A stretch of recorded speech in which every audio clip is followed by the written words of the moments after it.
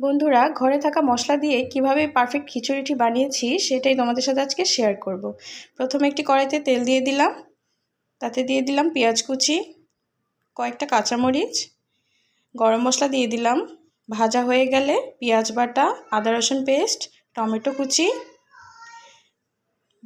ভালোভাবে ভেজে মাংসগুলো দিয়ে দিলাম। এবারে দিলাম লবণ, হলুদ গুঁড়ো, মরিচ গুঁড়ো, সব কিছু ভালোভাবে মিশিয়ে কষিয়ে তারপরে পানি দিয়ে ঢেকে দিলাম। ভালোভাবে মাংসটা কষে গেলে দেখো কত সুন্দর কালার হয়েছে। তারপরে আবার পানি দিয়ে দিলাম। মাংসগুলো হয়ে যাওয়ার পরে চাল দিয়ে দিলাম, ডাল দিয়ে দিলাম ধুয়ে রাখা, ভালোভাবে ভেজে তাতে আলু ভেজে রাখা দিয়ে দিলাম। এরপরে দিয়ে দিলাম গরম পানি পরিমাণ মতো। দেখো কি সুন্দর পারফেক্ট খিচুড়ি হয়েছে, খেতে কিন্তু বেশ মজা হয়েছে। ভিডিওটি ভালো লাগলে অবশ্যই চ্যানেলটি সাবস্ক্রাইব করো এবং ফলো দিয়ে পাশে থাকো।